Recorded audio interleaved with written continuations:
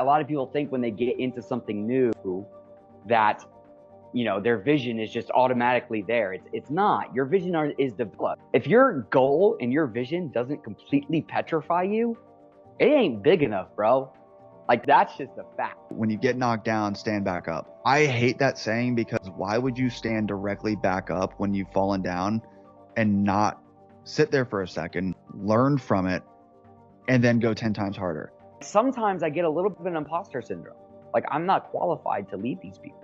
Surely I started doing the good stuff, and then next thing you know, I'm just on an upward trajectory that's never going to stop. Actually, it's actually a good conversation about leadership and team development. Let's get it. Come on. So I'm in a situation currently where I gave my team work, and then I know their abilities are great. I know what they can do.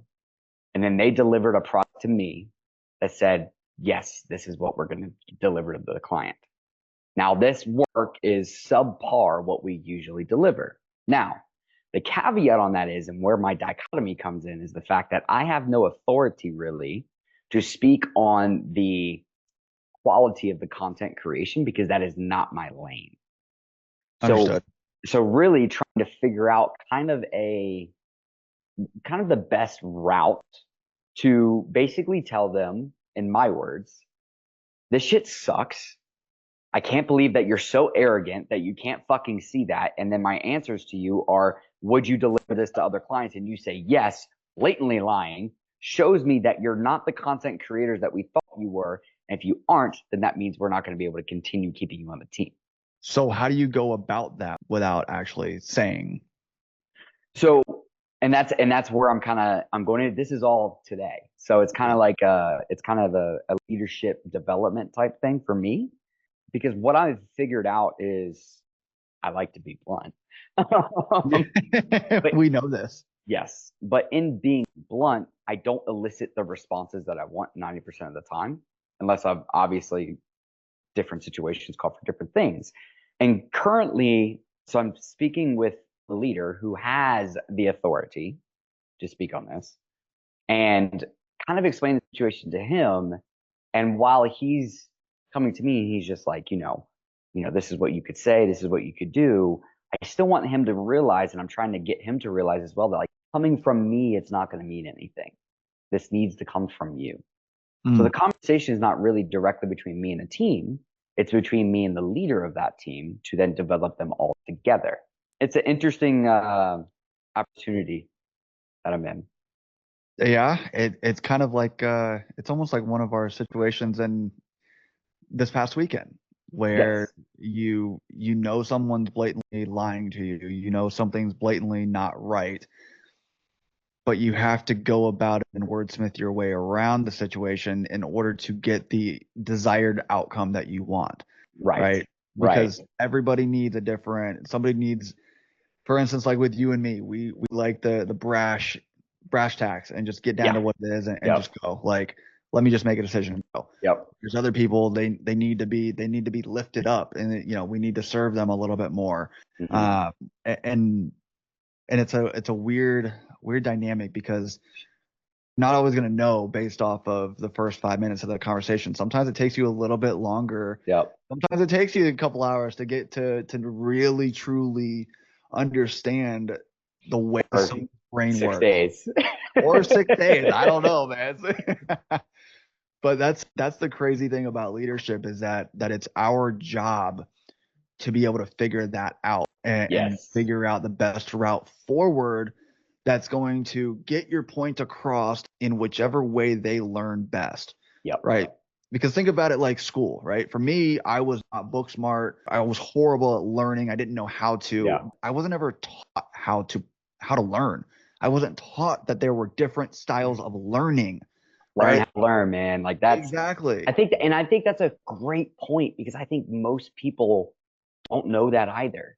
Again, like you said, it's not taught. It's something that, like, through experience and through you going through life, you're just like, okay, cool. And then you start to like recognize these patterns. Okay, cool. Like, okay. And it's the same thing on the opposite end, right? It's also getting that leadership, right? You recognize these patterns. Okay, when I did this, they responded this way. okay, but when I did this, they responded the way I wanted them to. Mm-hmm. Whether that's leadership, whether that's sales, whether that's, personal development, it doesn't matter. Like you have to learn how to talk to yourself too. And Oh my and I gosh, think yeah. and I think that's a big thing that people miss is how you talk to yourself is usually how you talk to other people. At least how you talk to yourself is the truest form of how you speak to people and how they actually receive what you're saying. I agree. I agree very heavily because it's just like we talk about this all the time. It's like you have to be the leader that you need, but you also need to be the leader that your clients need, Hmm. right? Because like if you're not self-leading yourself, somehow, some way, it's gonna come off as disingenuous, and they're gonna be able to tell it. Like it's like a sales is a transference of energy. That's all it is. So Yep. if you're transferring that negative energy, you're not showing up the way that you want your clients to show up, then how can you ever expect your clients to show up the way that you want them to show up? Because Yep. you show up a different manner in your own personal life, right? Like you can't have it both ways. Yep. It's very black and white. There's no gray area in that, in my opinion. Like if you're sitting here, selling fitness to somebody, you can't be out of shape for one. You can't just have good genetics. Like you got to Yeah. be able to live it, because at some point or another, there's going to be a question that's going to come along, and you're not going to be able to bullshit your way through it. Yep. Yep. And that's a really good point because I'm guilty of this. I think we all are in some way, shape, or fashion. But I was actually having a conversation with a leader about a year ago, and I was trying to figure out like the next steps of my life, where to go, what to do, where we're gonna go with all this, right? And he told me the realest shit I've ever heard. He was like, when you first get into something, you're gonna have to lie to yourself to start. You're going to have to lie to yourself because you're gonna have to build that confidence. You're gonna have to build that dopamine of doing the service that you want to do, but you can't continue to lie to yourself. The moment that you continue, because you're never going to truly grow if you just get to that, because all you're going to do is go here, right? It's a staircase, right? You're just going to get to those first three stairs, and you're not going to be able to go all the way up the staircase because you're fucking lying to yourself. So you have to realize, okay, I was lying to myself to create that confidence. Now I've got that confidence. Now I understand where I am. Now I understand where I want to go. Okay, now it's time to get real. Now it's time. Now I need to make myself a plan. Now I need to make myself some actionables. Now I need to make myself some checkpoints like you and I were talking about. And once we can do that, okay, now I can actually see the vision starting to bloom. And a lot of people think that, like, Mm. a lot of people think when they get into something new that their vision is just automatically there. It's not. Your vision is developed. Mm. We were having a conversation a little bit ago about the fact that like I'm 27 years old and I've just now found my true purpose in life. And it took me so freaking long of doing the same thing day in and day out and consistently trying and consistently showing up, consistently doing the action. And I had to fail so many freaking times at what I thought my purpose was. But then God came out of nowhere and said, nope, you're going that way. And it was one of Buckle those, up. like, you just got to show up. That's 90% of the battle, man. I call it my new golden rule that like if you're able, I will preach this now till the day I die. If you are able to take massive action over a long enough period of time with the right mentorship, you're gonna win, right? Yep. But the case of that though is that the one thing that people don't talk about is that you have to outlast everybody else though, right? Yep. Because you can't do it for a long enough period of time. Like let's say you do it for a year, but then you quit at month 13. Yep. And the two people that were with you, they keep going. Guess what? They're gonna win. Yep. Like Absolutely. I was just having a talk with a good buddy of mine yesterday. That look, like you have this big vision, you have this big goal, and you know what you're actually capable of. You've just lost sight of your vision, and you're talking about not outlasting everybody. You're talking about throwing it in when you haven't given it everything you've got. So it's like you have to get real with yourself, and you have to reimagine your plan. You have to reimagine the vision, because if you don't have a clear sight and a clear line of sight on where you want to go, you're never going to properly get there, right? Because it's just like with Pastor Travis on Sunday, for instance, right? You have to have a God-sized plan. You have to dare enough, big enough to do it, and then you have to do it. Like, shut up and do the work. Yep. And I think that's such a beautiful thing because life is difficult. life's going to kick you in the teeth every freaking day. But it's also so simplistic and it's beautifully simple. Where if you just put in the freaking work over a long enough period of time with the right mentorship, you're going to win. And no matter what you do, it is. It doesn't matter what it is. It doesn't matter how difficult it is. It doesn't matter how big that dream is. If you do those three things day in and day out, you will always freaking win. It's like the simplicity behind it is, I don't know about you, it calms me, right? Because we talk about like, God-sized dreams and all this other stuff. And we look at these visions and we're just like, holy crap, like I am petrified. And let's be completely real.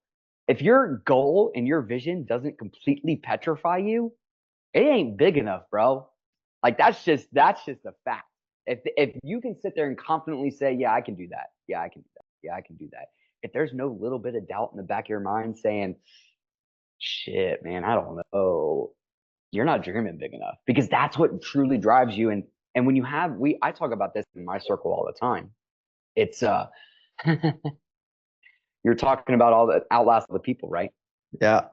I love seeing all the dead skeletons as I crush them as I'm walking by, bro.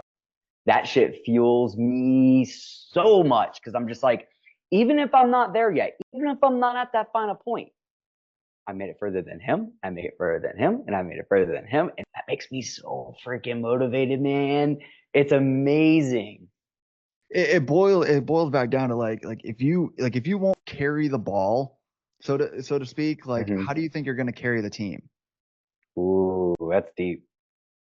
But it's the truth, right? It's like if you're not willing to carry the ball for yourself, and that's self leadership, that's self actualization, and knowing who you are and what you're capable of. Yeah.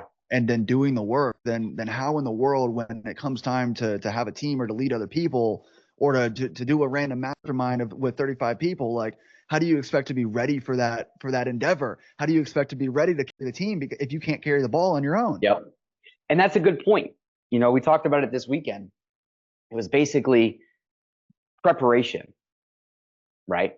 So we know these things are going to happen, and it goes along perfectly what you're saying, right? We weren't able to have that mastermind if both of you and I weren't prepared to host that. We wouldn't have been able to change freaking lives the whole weekend if you and I weren't prepared mentally, if you and I weren't prepared to host them, if you and I didn't have some stress tolerance to the situation.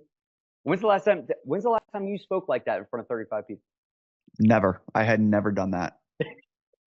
Right? But you had the courage to do it. So preparation, courage, and having a vision. Well, it's my favorite. One of my favorite sayings is when preparation meets opportunity, good things happen. Yep. And I'll make it kind of the opposite of that. There's always going to be opportunity and chaos. Oh, yeah. There always is. Always an opportunity in chaos. You can think about it in a war. You can think about it, this freaking election that's going on right now that I have no idea who's going to win. I haven't paid attention all freaking day. It's just like, dude, there's opportunity in chaos. You just have to be able to seize it. Right. If you think of it like sales. If you were in sales during the pandemic, you won, or you should have won, because just like you said, in all that chaos, if you were smart and didn't freak out like everybody else and figured out a way forward, if you figured out there was a blueprint to win, you just had to be willing to not be a sheep and stare at the crowd. Yep. Go around the back door. All of a sudden, there was a lot of opportunity there because everybody else was getting comfortable and getting complacent and, just saying, oh, well, they know best. They'll tell us what to do. But instead, the people who really want to win in life, they're not going to just knock at the front door and not get in. They're going to go around the back door. They're going to go around the side door. They're going to try to tunnel their way in, right? But it goes back to preparing for that. Like it can be years before. Think of it like, like the military, right? Like you had to go to basic boot camp to be able to even be in the service, right? So you had to start prepping back then. Best days of my life. Right? I can only imagine. I've heard some stories, bro. But like you have to prepare. Like when you're in the military, and as a professional athlete, right? Like you prepare every single day, and it might not be something that you're preparing for that's tomorrow. It could be for next season. It could be for God knows if we go back overseas, like right? Like you never know, bro. So it's like, but the same thing is true in business as well. it doesn't matter what's going on. All the people that, like you mentioned, the election, all the people that are freaking out right now about, oh my God, the world's going to go to chaos, this, that, and the third. Well, your world might, because you have not prepared There for it is. this outcome. No matter what the outcome of tonight ends up being, I know that I am prepared to win no matter what, because I don't allow that negative self-talk into That's my right. head, right? Because I'm constantly preparing for the worst case scenario. So when all of a sudden that opportunity arises, guess who's ready? We are. Yep. And a big point on that too is it's not just being prepared, but it's you individually being mentally, physically, whatever else. Those are the two main pillars, right? You have to be mentally and physically prepared because there are going to be those situations where you're just like, shit, I don't know what to do here, right? But if you're mentally and physically prepared, then you can handle that with ease. And I think a lot of people miss that point because even though I might not have the financial fence around my family that I want to yet, that is a goal. I know that no matter what happens, if I lose it all today, I'm going to get it back tomorrow, right? And that kind of leads into what is it? Andy says, competence is bred by confidence, and confidence is bred by volume. That's good. I haven't heard that one in a minute. Yeah. So That's he pretty says good. confidence is bred by competence. I added the volume onto it. That's Because it's pretty true. How good. do you get competence? How do you get good at something? You do it over and over and over and over again, right? And we're talking about goals. I want you ever shot a bow and arrow? Yes, actually. Okay. Right. So, you know, when you pull back the bow, you're just aiming, right? But if you don't have a target to hit, what the fuck are you going to do? The arrow's just going to go somewhere because you don't have anywhere to aim it at. It's just going to end up somewhere random. But if you have a Mhm. target that you're aiming at, you might not hit it at first, but if you do it over and over and over and over and over and keep failing and then say, fuck you, I'm going to learn how to do it, and you do it over again, you're going to hit a bullseye eventually.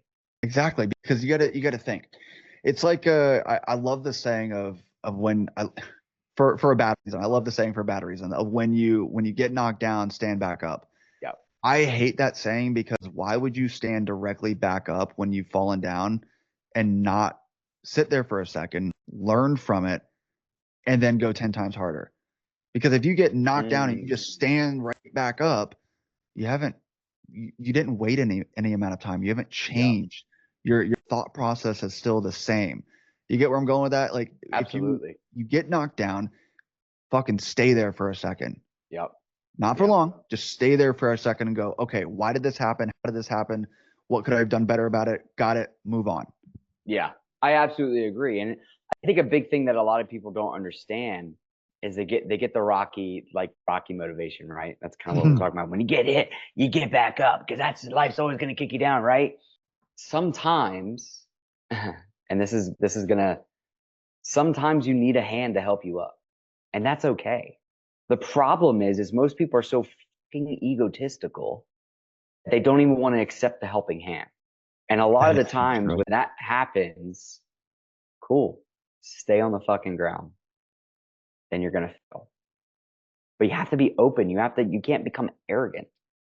The moment you become arrogant is the moment that you will always fail. It doesn't matter how successful you are. Exactly. Because I mean, think about it. Okay, I'd written this down a while ago, and I'm just kind of flipping through one of my notebooks, and it's the law of explosive growth, right? Mm, So there's four things really that boil down to explosive growth, right? And what it is you bring, obviously you have something to bring to the table. Then what do you do to contribute best to your world, not to the world, to your world? mm, Okay, what do you want to accomplish, and then how can you serve other leaders? mm. So if you can articulate every single one of those, you go very deep into why you answered it the way you did. That's how you grow explosively, Mm. right? But the key to that is, and to piggyback off of what you had just said, is that you can't let that explosive growth turn into arrogance, Yeah. right? We've seen it happen 100 different times in a Yep. in 100 different scenarios, right? especially if you get around a group of like-minded individuals that want to be, that are just killers or on their way to be, and then all of a sudden you puff your chest out and you act all big and bad. But again, if you want explosive growth, you have to throw the arrogant side of you to the side. You have to throw your ego away. You have to just become a sponge and learn, because the quicker that you can learn and understand that you don't know everything, no matter what level of business you're at, the more dangerous you become in business. Yep. Like Andy says it all the time, if you can start from zero at the beginning of every single day, you're never going to treat it like at the end. You're always going to keep fighting. You're always going to keep pushing and persevering through whatever comes your way. Absolutely. Absolutely, man. That's awesome. I love that. I think a lot of people, like, we all love being around like-minded people. We all love people like us.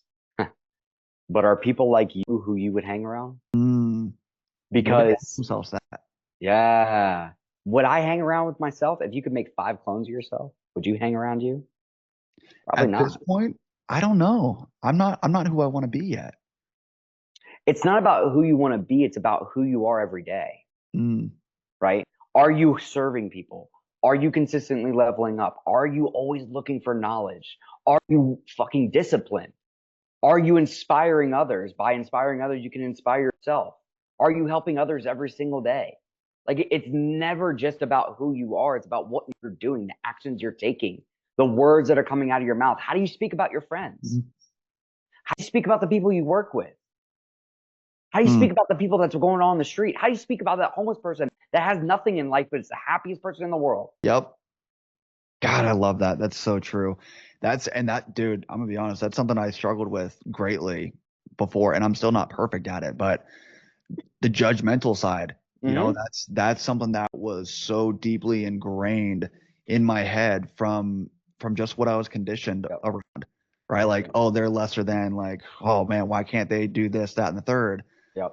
And it's not always the case. Sometimes they've gone through hard, just incredibly hard things, and they're going through, let's say from a military perspective, because that's the family that I've got, is that sometimes my grandfather had PTSD. And if I try to talk to him about World War II, I wouldn't hear from my grandfather for another week. Yeah. He would just disappear. And what you probably didn't realize is it had nothing to do with you, except he was trying to save you. Because there's certain things that so he was drafted, and when you volunteer for something like that, there's certain things that you just wish you would have never seen. And it's hard for people to understand that, but I'm going to make it very, very simple. You've gone through things, you've experienced things, you've done stuff in the dark that nobody but God knows about. You wouldn't tell everybody about that because they don't need to know. They wouldn't be able to handle it mentally. They wouldn't know how to take that information. They would perceive you differently if they knew, right? Now, some of these things are powerful. Some of these things can be used strategically. There are a lot of things that only God knows, and He's only one that needs to know. Because when you lay your burdens at the cross, you will then be lifted up. Like, that's just how it works. And we got super serious real quick. Oh, it's so true. It's so true. But that's it, bro. Is that, look, some companies might be able to handle it, but at the end of the day, does it serve them? Because I'm in a season where it's like, if something doesn't serve me or others, it's not important. Like, seriously, like, if information doesn't serve the other person on the other end, it doesn't matter. So the same thing could be said about that. It's like, that information doesn't serve me, and you're right. I would probably get a skewed view of the individual without even trying or realizing it, because I wasn't there for it. It's the same thing in anybody's trauma, like in anybody's day-to-day life, like on a civilian side, right?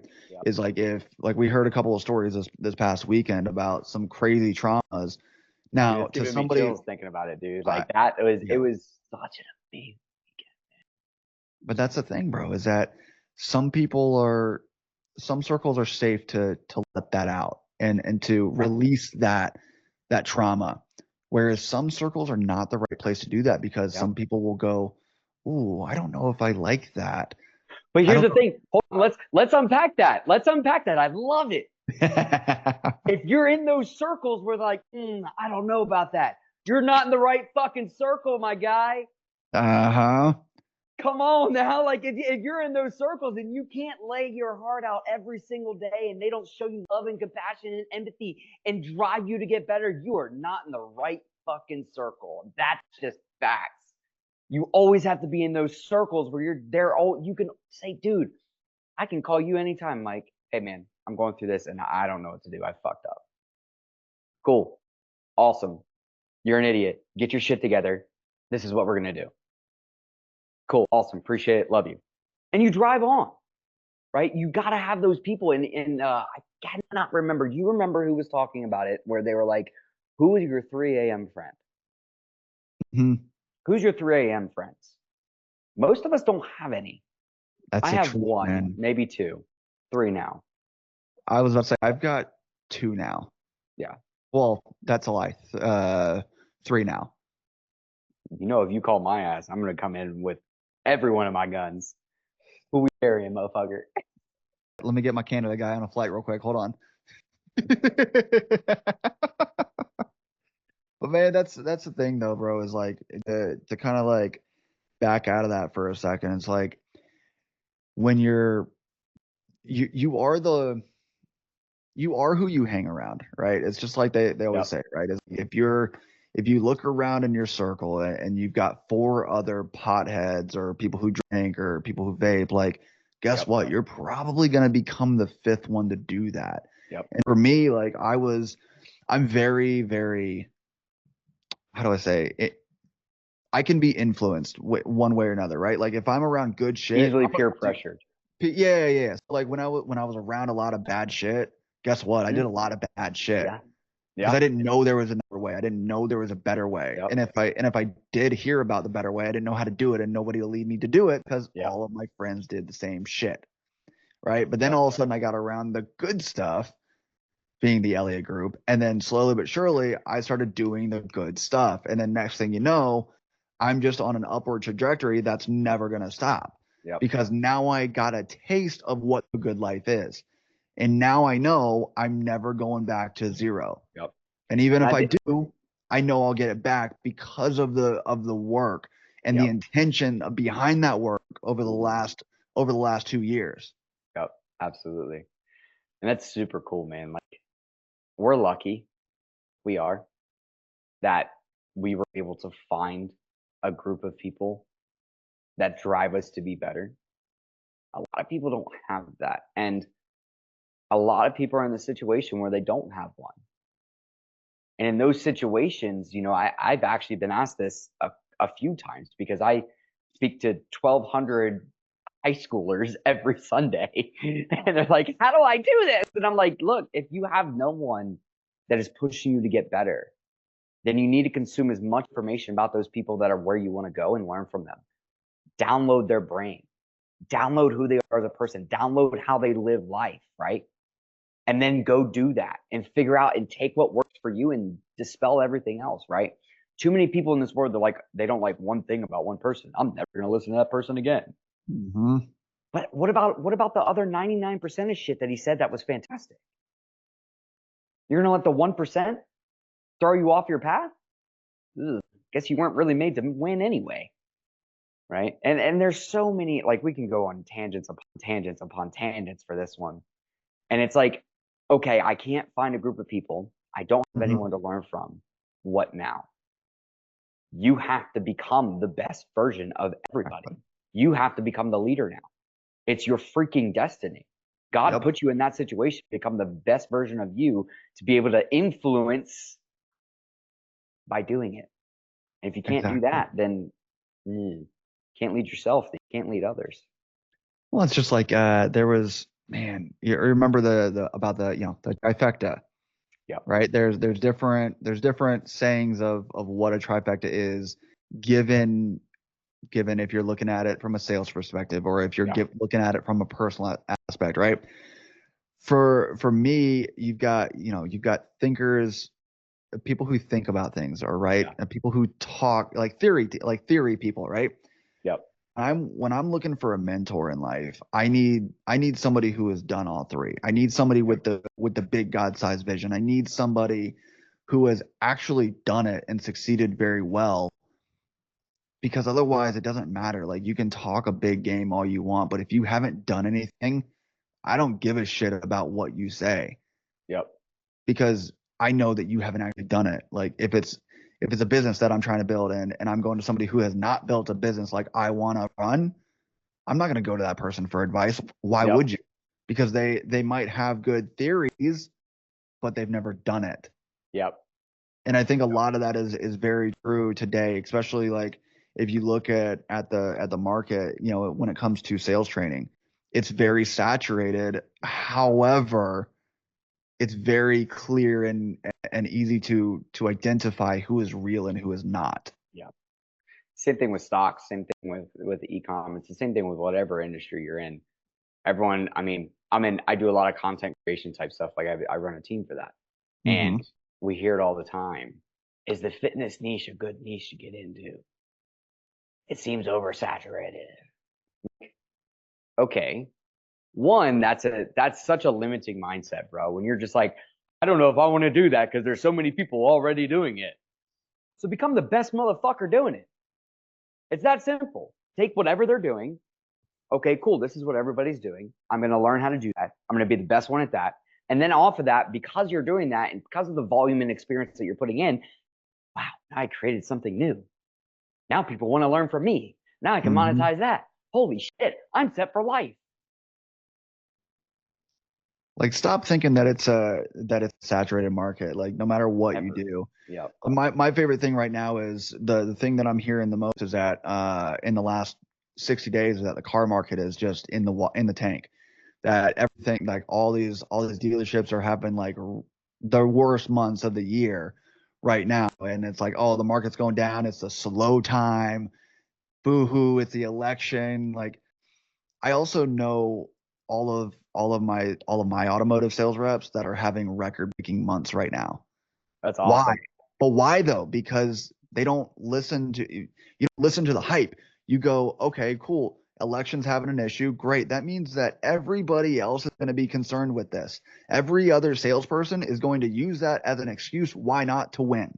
Yep. So what do I do? Just be like the 1%. Don't be like the Yep. 99%. Right? If an election's going on, then great. Use it to your advantage. If you don't believe in your product and you don't believe in yourself as the best person to solve that issue, Yep. no matter if it's cars, no matter if it's sales training or whatever, then you're not going to be the right person. And Yep. that will show up by that person objecting to something and saying, I need to wait, or I need to talk to my spouse. I need to talk to my cat, because you haven't proven yourself as the professional that that person needs to solve their problem, because Yep. you haven't taken ownership of any of your insecurities or your There it issues. is. There it is. It all comes back down to whether or not you're able to take ownership of Yep. your shit, because if you're not, you're going to fail. Yep. And it's like, I love the mindset of everybody can to buy and will buy as long as I do my job, right? And the fact of the matter is your job starts as soon as you wake up. Your job doesn't start, and I'm going to take the car industry. I've never been in the car industry, but I can just visualize how it works, right? My job, as soon as I wake up, get a shower, work out, make breakfast, get dressed, look at myself in the mirror. Is my hair good? Do I need to shave? Is my teeth good? Cool, good to go. Haha, awesome, smell great. Then I drive to the car lot. I go to the car lot. I take my inventory. What do I have on the market? Cool, awesome. Now I walk into the dealership. I log in. I say hi to everybody. Have great energy. Walk in with great energy. Do everything right. My day didn't start when I pulled into the dealership. My day started as soon as I freaking woke up. Every action leading up to that, and like I said, please tell me, am I wrong? Oh no, you're 100% accurate. Exactly. I've That's never exactly what worked at it a is. car dealership in a freaking day. Why do I? How can I know this? Because it doesn't matter what industry you're in. It always starts the same way. Breaking stuff down into like I had this conversation the other day. where a lot of the times we have these big goals, right? And we get kind of overwhelmed with that. Mm-hmm. Set checkpoints for yourself. You can do the same thing in your day. Set little checkpoints for yourself. I made my bed. I brushed my teeth. I did all these things. Now, you're going to have to do that at the start if you don't have these habits. But then once you become and develop the habit, well, then they become automatic.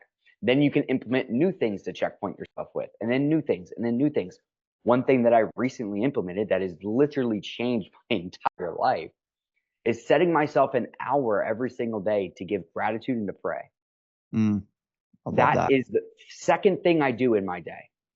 First thing is gym. Because when I go to the gym, I'm killing all my demons. Right. So then once I get out of the gym, as Andy says, I'm fucking fulfilled with all this serotonin, this dopamine, all this oxytocin, all these amazing chemicals, right, on a molecular level that makes me feel euphoric, right? That's the true word, is euphoric. And I take that good energy, and on my drive home, most of the time, now with daylight savings times, it's kind of screwed up now, but on my drive home, I see a beautiful sunset. Thank you. Thank you for the opportunity to see this sunset. Thank you for the opportunity to do all this. It's amazing, right? 30 minutes of gratitude and 30 minutes of prayer. And during that prayer time, I will never tell anybody what I pray for. That's between me and God, Yep. right? But the basis of the prayer is I'm not asking for things. I'm thanking him for the opportunity to do these things. And to then, because of the opportunities that I realize, to allow me to touch me and allow me to do them to the best of my ability that he designed me for. Dude, that's deep. I love that, bro. I wish more people would understand that Yeah. it doesn't have to be something that you shout out to the ether all the time, to the universe and say, oh, I do this, I do that. It's like, it's good to do that for a little while, right? Kind of hold yourself accountable if you tell people about it. But at the end of the day, when you're sitting there praying, and as you know, I'm very new in this journey, but over the last 2 years, why do you think I just came out about it the other day? Because it wasn't about anybody else. It was about my journey, my prayer, it's my religion and my relationship with my God. It wasn't about anybody else's relationship or opinion, no matter how strong it might be on either side of the fence. So I love that that's your personal time, because if more people had that, I think it would bring a greater sense of overall gratitude to just being able to have another day to breathe, being able to, like, it might be raining outside here, but I still get to look outside at a beautiful city. Yeah. It's like, why? I mean, Chicago, I don't know how beautiful it can get, but Well, I'm supposed to be looking at a sunset of Lake Michigan right now, but that's not the case right now. Okay, it's rainy, it's gloomy. I don't want to talk about it. But that's the thing, bro, is like you come with a sense of gratitude, or a place of gratitude. See, but that's beautiful too, because you didn't let and I'm going to touch on this one point. It's like you didn't let the weather dictate your gratitude, right? So many people let these outside circumstances that are outside their control dictate their mood. Like, focus on what you can control. If you can't control it, then move on. It's that simple. Make the best out of it and move, bro. Like, what are you gonna do? Like, it's just like the saying, like, if you're stuck in hell, why are you gonna stop? That's true. Like, keep it's going. A beautiful song. That's a beautiful song. Yeah. Walking through hell. Keep on moving. Don't slow down. Oh gosh, dude. Okay. You just unlocked a freaking core memory. Come on. So when I was a kid, we used to go to like Pop Warner football. So we'd go drive out to this field, and it was at the same time every single day. My dad would get done work. I'd get all dressed. We drive out to the field. We go from the beach and we go inland. And it was about it was like a 15-minute drive, give or take. And no matter what, the radio station played the same 5 songs on that 15-minute drive. And as we're going across the outside of this field, dude, I can smell this right now. That's insane.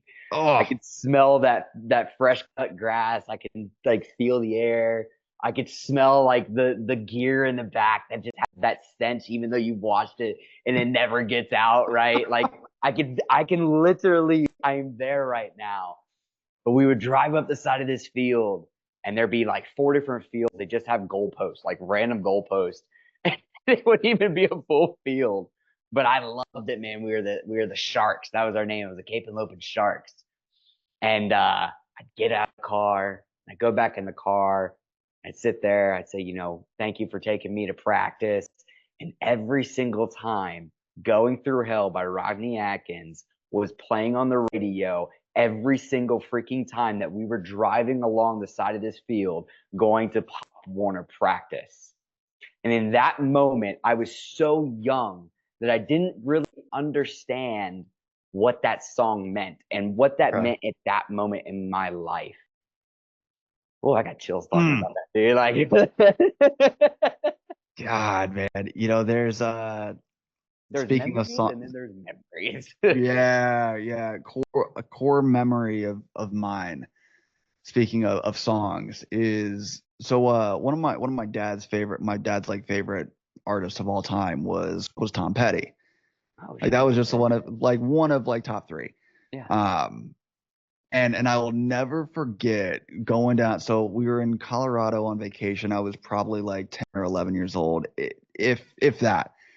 And we were driving through the mountains on this vacation. We had just come back from Aspen, and we were on our way back, kind of going down I-90 all the way back into Denver. And I remember at one point we hit this downward slope, and it was a rather large one. And we ended, my dad was never one to speed or anything. He loved his cars, he loved his fast race cars, but he was not a speeder. He was very 10 and 2 and ready to go. But I will He never was not forget. me. Yeah, exactly. Not me I either. love the speed. Leadfoot. But Yep. I remember so vividly, like I can hear the song in the background, and it was "I Won't Back Down." And I remember him looking over and go, and my dad again did not cut usually, Yeah. and he looks over me and goes, "Holy shit, we're going 120 miles an hour!" I mean, we're flying down this freaking mountain, bro. I mean, we're going. I'm an 8 to 10 year old kid. I'm like, "Great." And he's like, what's going on? But like that's one of those memories like I will never forget. And anytime that Yeah. song comes on, like it's almost hard to listen to right now, but it's one of those Yeah. songs that when it comes on, it just I can go back to that very second, that Yep. very moment. I could close my eyes and I'm right there all over Yep. again, Yep. bro. So like I It's feel you on that, cool. man. It And it's is. crazy too because like obviously, we have these core memories and it has a happy memory, right? But there are those things that like have sad memories. Mm, And I actually got asked this question about 2 weeks ago and I didn't know how to answer it. I'm curious to hear your perspective on this. So when you have a trauma so deep, because that's when so a bad core memory is trauma. mhm. Let's be real. Okay. Yep. So when you have these trauma memories, right? And you're trying to think about it in a new light, you're trying to reframe and rewire your brain for positivity and growth. How do you take such a traumatic experience and then kind of transfer that to look at the good in it? Mm. I'm gonna be honest, I was never really good at that Yeah. up until 2 years ago, Hmm. when I was able to. I had to go through some shit in order to be able to deal with it, You had to to be go through honest. preparation. Yeah, a lot of it. Didn't realize it was preparation at the time, but it was. Never But do. I had to, in anything that's happened that's been bad, quote unquote, in the last two Yeah. years. I think the one thing that I have to do is I have to sit down. I have to be honest with myself of how it got to that point, Mm. right? Because like if something bad happened, let's say it was a freak accident. Yeah. Freak accidents happen, but what what was going on in the background of your life that allowed that situation to come to fruition? Yeah. Now that's you have to believe in a little bit more of spirituality to understand that one. But Yeah. Yeah. the thing have always done that I found success in was being able to break down the scenario of what happened, and then it's just like my thing. I'm a detective when it comes to this stuff, man. Yeah. Like I want to ask myself why 1,000 times and figure out why that was even an issue. Why was Yeah. that bad? What could I Yeah. have taken good away from it to reframe the entire situation? There was an accident. I'll never forget this, man. I was getting my buddy was taking me to the airport, and it was like 4 a.m. in Atlanta, and it was raining. It was crappy weather, and we Yeah. stopped. As it So does in Atlanta. yeah, and so this was back in, I don't even remember, bro. It was like 10 years ago now, I guess, but it was when one of the major bridges in Atlanta like blew up or some shit. Like it was a big thing. So we were on our way going down to the airport, and we wanted to go see the aftermath of it. So we As one decided, does. right, adrenaline junkie, bro. Yeah, What kind of, yeah. but I remember us making that deviation in the plan. So we had to go down a different highway. We were not supposed to be anywhere near that area. Yeah. And I remember so vividly being like, I just feel like we're not supposed to do this, but whatever, let's do it. Why not? Yeah. Young and dumb. We went, and as soon as we got off the exit and was getting ready to turn, the light turned green, we went to take a left or take a right, and there was a car that was coming the other way at 40 miles an hour, and Yeah. hit my side. Oof. And by the grace of God, the only thing that I walked away with was a concussion. I was on my way to fly to Athens, to Okay. Greece at the moment. That's cool. And I remember so very vividly that I was so pissed. I didn't even know I had a concussion. All I knew was Yeah. that I was like so out of it. Bro, I went to the airport. I went through TSA. I was literally at my gate when everything started to spin, and I realized Yeah. that something wasn't right. Yeah. I still don't remember how I properly did this, but somehow I managed to get my stuff. I went back outside. I called an Uber, and I went back home. I was halfway home before I was like, okay, something's actually wrong, and I had him go to the hospital. Yeah. Well, it turns out that it poured the entire time while I was supposed to have been in Greece. And then fast forward 6 months later, I then rebooked that trip go, and I spent 2 of the best weeks of my life out there. Mm. But why did that bad thing happen? That bad thing happened because it just wasn't the right time for it. Yep. Something was stopping me. Something else was out there. So let me I'm gonna go full God mode. Um Okay, go for it. okay. So let me offer you a perspective, and I think you'll agree with this perspective, right? So God has given domain over certain things and certain individuals to influence us and to tempt us and to do these things, right? And I do think that there is a little bit of divine intervention in our daily choices and temptations. You can call them tests, you can call them influences, you can call them pushes, right? Whatever they may be, right? Everything is a preparation for what we need to push me over the bridge, right? Uh, but at the end of the day, if we think about that situation and the way that I love to picture this is God allowed some sort of influence to come over the both of you at that moment in time to one give you a Mm, story to understand other people's perspective and to be able to reframe because you said you were never good at it, right? Okay, now I can reframe this because of this one situation. What if that mm. never happened? Ooh, that's good because I Would I you don't know. would you have the ability to reframe now? We now this is obviously circumstantial, but you use that one story for a reason. You use that as the pinnacle as to how you like that's why I can reframe things. Hmm. So obviously that has a lot of weight to it. So God allowed this influence in your life to then push you to then prepare you for what you're doing now, right? And I I know how to answer this kid now. Thank you. And it's mainly just everything happens for a freaking reason. But at the end of the day, you might not know the reason now. A lot of the Yeah, times you don't. And that comes into like, obviously delayed gratification and all these other different things and having a bigger purpose, having a bigger why, having bigger targets. What we've been talking about the entire call, right? And it's just kind of cool to think about it like that. I agree, man. That is so, because everything does happen for a reason. Like Yep. one way or another, it does, right? Because like let's say that what you've gone through in your past never happens, and you have a good cushy Yep. life. Yep. Are we here right now? I I would probably venture to say probably not, Yep. because I mean, everything and that you've gone through in your life you've has heard led my you to where story. you. Yeah. Yeah, like I didn't grow up like I feel out of place like leading people sometimes because I didn't grow up like in a broken home. I didn't grow up with all Mhm. these, different things. I just made shit choices. Right. Honestly, like I just made shit freaking choices.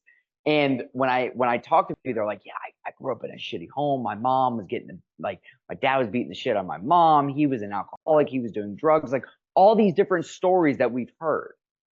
And like sometimes I get a little bit of an imposter syndrome. Like I'm not qualified to lead these people, you know. Mm. But at the end of the day, like and that's why I really every single time that I try to lead someone, I try to do something, I have to bring God into it. I have to.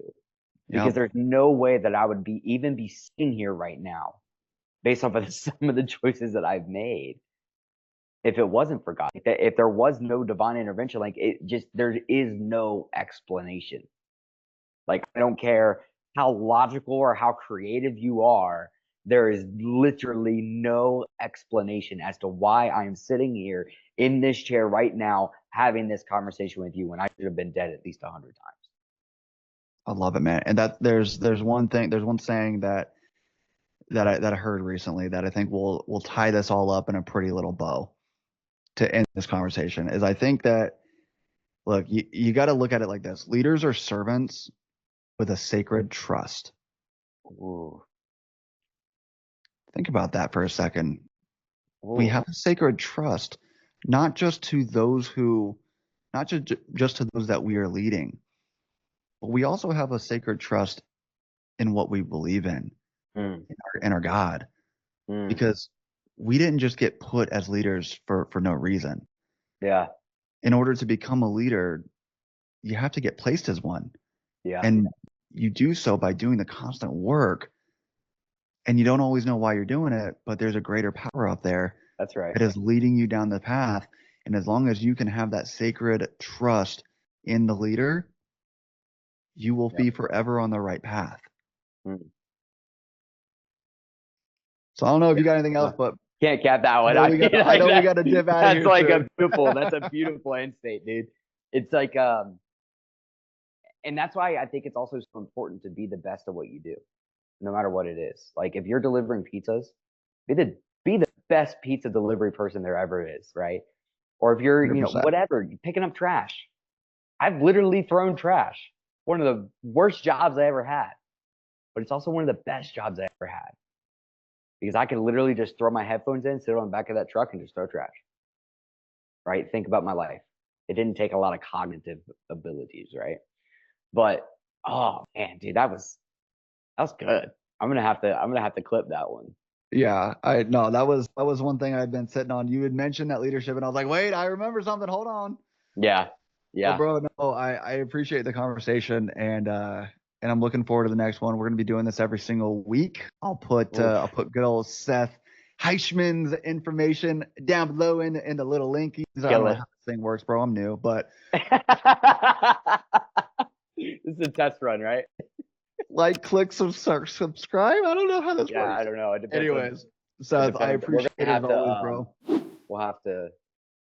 Oh fuck! I'll have to have the boys create an intro and outro for you for Yeah, this. something I'll have like that to. for I'll have sure. to have the boys create an intro and outro for this, like something badass, bro.